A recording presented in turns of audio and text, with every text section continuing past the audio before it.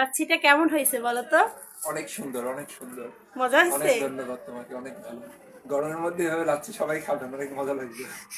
মজাদার এই প্রাণ জুড়ানো লাচ্ছি বানানোর জন্য প্রথমেই আমি 1 কাপ মিষ্টি দই নিয়ে নিলাম ব্লেন্ডারের জারে। তারপর আমি এখানে দিয়ে দেব একটা পাকা কলা, আমি ছোট ছোট পিস করে নিয়েছি, সেটা দিয়ে দিলাম।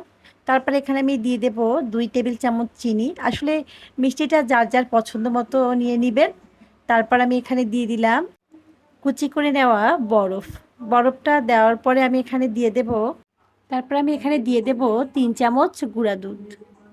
গুঁড়ো দুধ দেওয়ার পরে আমি এখানে দিয়ে দেব 1 কাপ পানি। যে কাপ দিয়ে দই মেপে নিয়েছি সেই কাপেরই 1 কাপ পানি আমি এখানে দিয়ে দিলাম। আপনারা চাইলে টক দই দিয়েও এই লাচ্ছিটা তৈরি করে নিতে পারবেন।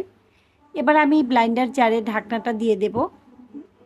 ঢাকনাটা দিয়ে খুব ভালো করে ব্লেন্ড করে নেব, যেন সব কিছু খুব ভালো করে মিশে যায়, কলাটাও খুব ভালোভাবে ব্লেন্ড হয়ে যায়। এই তো, এভাবেই এখন কিছুক্ষণ ব্লেন্ড করে নেব। লাচ্ছি বানানোর সময় আমার বাসার ছোট্ট সদস্য, আমার ছোট্ট বাবাটা আমাকে অনেক হেল্প করেছে। সে আমার সাথে সাথে সব কিছু আমাকে এনে দিয়েছে যেন আমার কাজ তাড়াতাড়ি হয়। এখন লাচ্ছিটা একটু উপর থেকে ঢেলে নেব, তাহলে একটু ফেনার সৃষ্টি হবে এবং দেখতেও অনেক বেশি সুন্দর লাগবে। এই লাচ্ছিটা কিন্তু একটু ঘন হবে, খেতে যে কি মজা এই লাচ্ছিটা! এই গরমে এটা একবার খেলে আপনার বারবার বানিয়ে খেতে ইচ্ছে করবে।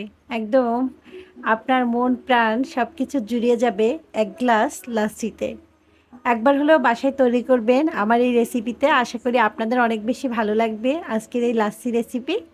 সবাই ভালো থাকবেন। যদি ভালো লাগে অবশ্যই বন্ধুদের সাথে শেয়ার করবেন আমাদের এই রেসিপি। আল্লাহ হাফেজ।